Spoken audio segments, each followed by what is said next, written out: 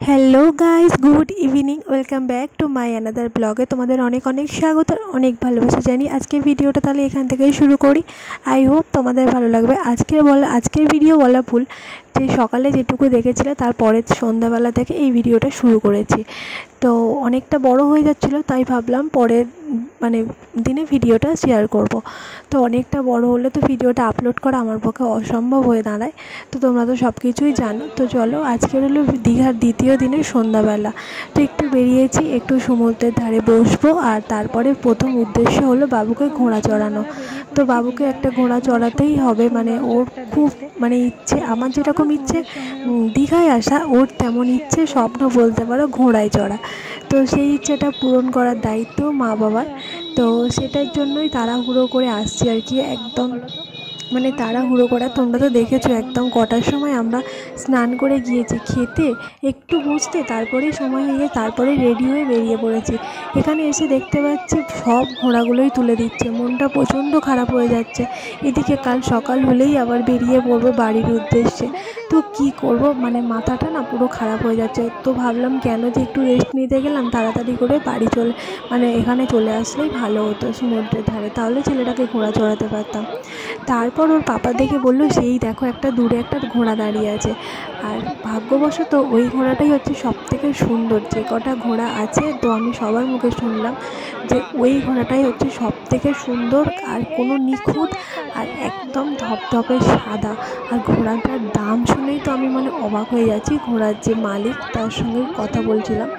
আর এই হলো সেই ঘোড়াটা, দেখতে পাচ্ছ পুরো একদম না সরি এটা নয়, তো নিচে একদম দাঁড়িয়ে আছে, একদম সি বিচে দাঁড়িয়ে আছে। তো দেখাচ্ছি চলো, সেই ঘোড়াটাই বাবুকে চড়িয়েছিলাম। আর এই হলো সেই ঘোড়াটা।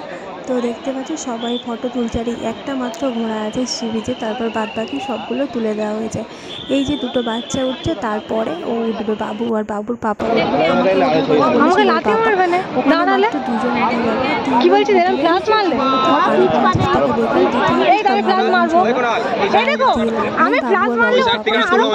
খুব ভয় লাগছিল। তো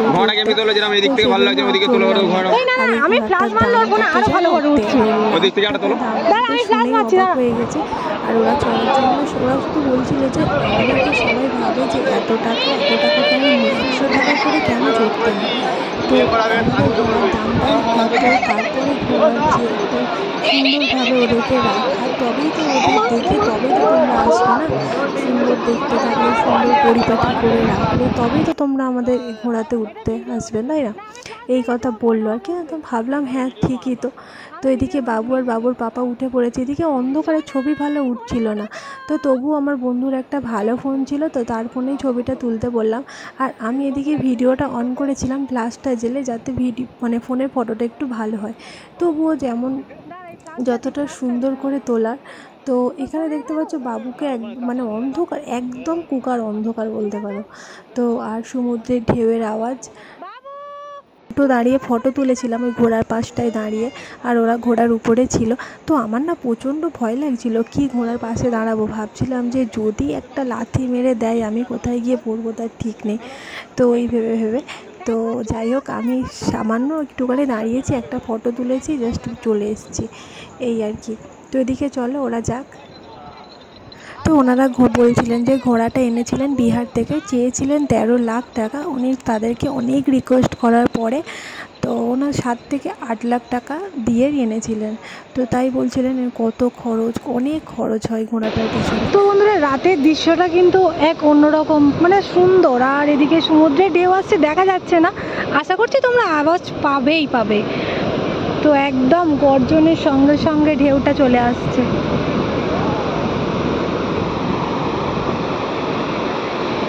আর ওরা তো সেই অনেক দূরে চলে গেছে, আমি তো দাঁড়িয়ে আছি, আমি তো ভয়ে উঠতেই পারলাম না, তো কি আর করা যাবে। তো চলো ওরা আসুক, তারপর আবার তোমাদেরকে দেখাচ্ছি।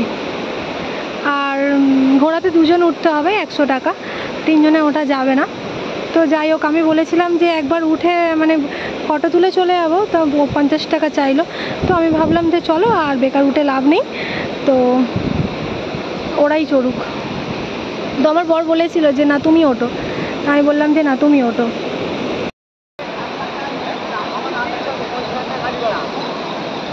বাবু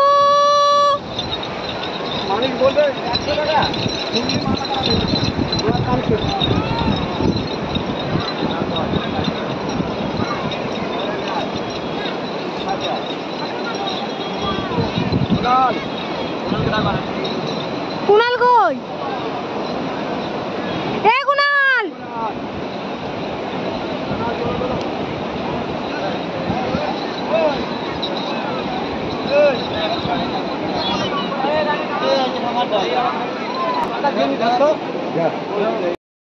তো ওদিকে বাবুর তো স্বপ্ন পূরণ করে দিলাম। তো ঘোড়া চড়ানো বাবুর অনেক দিনের শখ ছিল। তারপর চলে আসলাম একটু মার্কেটের দিকে। তো নিজেদের জন্য কিছু না কিনলেও বাড়ির ছোট ছোট বাচ্চাদের জন্য কিছু মনে হয় একটু দূরে কোথাও আসলে বাচ্চাদের জন্য কিছু যেন একটা নিয়ে যাই। তো বাড়ির আমাদের জানো তো আমার ছোট ছোট মানে অনেক সদস্য আছে, তো তাদের জন্য কিছু কিছু অল্প কিছু কিছু নিয়ে যাব। তো সেই জন্য একটু মার্কেটটা ঘুরে ঘুরে দেখছি আর কি। তো কিছু যাই দেখছি প্রচুর অগাধ দাম। তো যাই হোক অল্প কিছু দিয়ে অন্তত হলেও নিয়ে যাব বাড়ির বাচ্চাদের জন্য, ওরা কিন্তু খুব খুশি হবে এগুলো দেখে।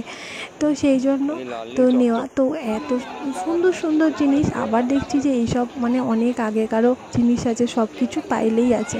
তো তার থেকে তো আমার দুটো দাদার মেয়ের জন্য, তো আমার জায়ের মেয়ের জন্য, তো তিনটে মেয়ে বাচ্চা বাচ্চা, তো ওদের তিনজনের জন্য তিনটে হার নিলাম দেখে দেখে।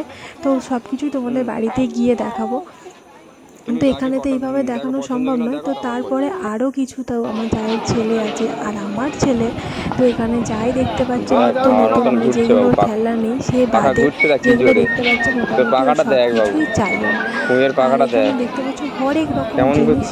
তো বাবু তো মানে যেদিকে দেখছে সেদিকেই বলছে মামা এটা কি দেবে, মামা ওটা আমার দরকার আছে। দেখো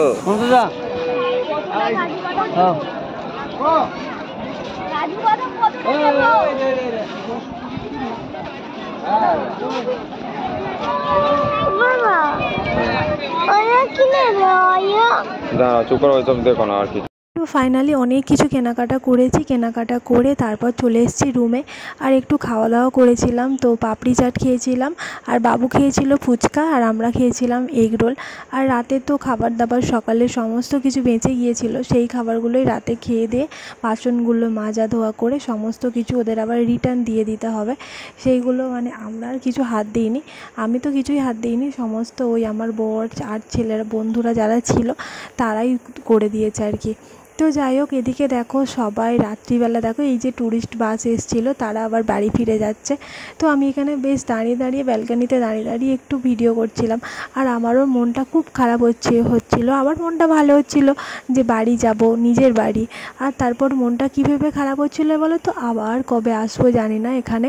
তো এই যে ভেবে, তো বেশ দুটো দিন খুব মজা আনন্দ হাসি খুশি, তো সব কিছুতেই বেশ ভালোই কেটে গেল। তো আবার ভাবছি যে কাল সকাল হলে আবার সেই বাসে উঠে যেতে হবে, বাস ভেবেই না আমার মনটা খুব কষ্ট হচ্ছে। আর আমার একদম বাসে সহ্য হয় না, আর সত্যি ঠিকই আর কালকের দিনে এমন পরিস্থিতি আসবে না আমি ভাবতেও পারিনি। মানে কি বলবো, একটা বাজে পরিস্থিতির সম্মুখীন হতে হয়েছিল তো বাড়ি আসার পথে।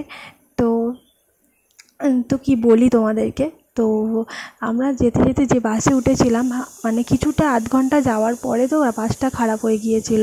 বাসটা খারাপ হয়ে যাওয়ার পরেই তো ওরা তো মানে টাকা রিটার্ন দিচ্ছিল না, সবে আধ ঘন্টা বাসে উঠেছি আর অনেকগুলো করেই প্রায় টাকাগুলো নিয়েছিল, তো রিটার্ন একদমই দিচ্ছিল না। তারপর মাঝ রাস্তায় কোথা থেকে গাড়ি পাবো না পাবো সেই ভাবনা চিন্তা করতে করতে, আর ছোটো বাচ্চা, এদিকে বৃষ্টি পড়ছে আর এদিকে সমানেই আমার ছেলে কী জানি যাওয়ার সময় তো ভালোভাবে গেল, আর আসার সময় মানে বমি করতে করতে মানে ছেলে যেন একদম সে কেমন হয়ে যাচ্ছে, বমি করছে, প্রচণ্ড ভমিটিংয়ের প্রবলেম হচ্ছিল।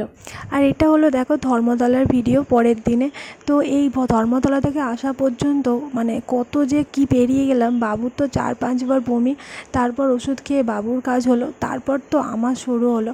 আমার শরীরে মানে বদ্ধ একটা মানে এসি বাসেই এসছি আমরা, তো এসি বাসের ভিতরে আমার যেন কেমন হচ্ছিল, তো বদ্ধ জায়গার মধ্যে আমার শরীরটা প্রচণ্ড খারাপ হয়ে গেছিলো। আর আমার স্ক্রাবটা মানে আমার কাছে স্ক্রাব একটা ছিল, তো সেই স্ক্রাবটা বাবু তো মানে পুরো বমি করে নাজেহাল অবস্থা, মানে একদম বাজে অবস্থা করে দিয়েছে। দেখতে পাচ্ছ বাবুর শরীরটাও প্রচণ্ড খারাপ আর আমারও শরীরটা প্রচণ্ড খারাপ।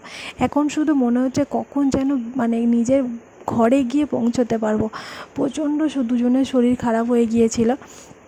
মানে তবুও বাবুকে ভালো রাখার জন্য এদিকে ওদিকে হাঁটাচ্ছিলাম, এদিকে ওদিকে। বাবু আবার কি বলছিল যে না চলো মাম্মা আবার দীঘাতে চলে যাই। তো এটা হলো তার পরের 2 দিন পরের ভিডিও, তো তোমাদের সামনে দেখালাম। আর এই যে চাদরটা দেখতে পাচ্ছ কেচে কুচে আবার নিজের বিছানায় পেতে ফেলেছি। তো এদিকে দেখো কি কি এনেছি তোমাদেরকে এক ঝলক দেখিয়ে দিলাম। এদিকে দীঘা থেকে দেখতে পাচ্ছ কি হোল্ডার, প্রথমেই কি হোল্ডারটা দেখালাম, ওটা এনেছি আমার বোনের জন্য। তো বোনের জন্য এনেছি। আর এই যে একটা হার এনেছি, এটা বড়োদেরই হার, যে পরবে তা। মোটামুটি আমার জন্যই এনেছি, আমার বর পছন্দ করে দিয়েছিল। সেম মানে হারগুলো প্রত্যেকটাই সেম দেখতে, একই একদম দেখতে। তো দুটো মানে আমাদের বাড়ির 2টো বাচ্চার জন্য, আর এই একটা ছোট্ট মালা। তো এটা হচ্ছে আমাদের ছোট্ট পুচকির জন্য, আর একটা অন্বেষা, একটা অঙ্কিতা, আর একটা আছে আমাদের বাড়ির ছোট্ট সৃষ্টি সোনার জন্য। এই হলো 3টে হার। তো সৃষ্টি সোনাকে তো দিয়ে দিয়েছি, তো সেই জন্য আর দেখাতে পারলাম না। আর এটা হলো আমার ছেলে জাইলোফোন। তো আর আমাদের বাড়ি বাবুর জন্য মানে নিশানের জন্য, তো ওর জন্যও একটা পেন এনেছিলাম, সেটাও দিয়ে দিয়েছি, তোমাদেরকে দেখাতে পারলাম না। আর এই যে এখানে একটা দেখতে পাচ্ছ খেলনা, এটাও বাবুর খেলনা। তো এই কিছু জিনিস কিনেছি। আর মায়ের জন্য একটা কিনেছিলাম, সেই যে মাসাজ করার একটা কিছু, তো নিচে মায়ের ঘরে আছে, তো ওই জন্য মাকে দিয়ে দিয়েছি, ওই জন্য আর দেখাতে পারলাম না। আর এই হলো বাবেলস। আর বাবেলস তো জানো বাবু যেখানেই যাবে একটা করে ওর বাবেলস চাই, মানে বাবেলস ওকে দিতেই হবে। চলো বন্ধুরা, আজকে তাহলে ভিডিওটা এখানেই শেষ করি, আর কিছু দেখানোর মতো নেই। টাটা।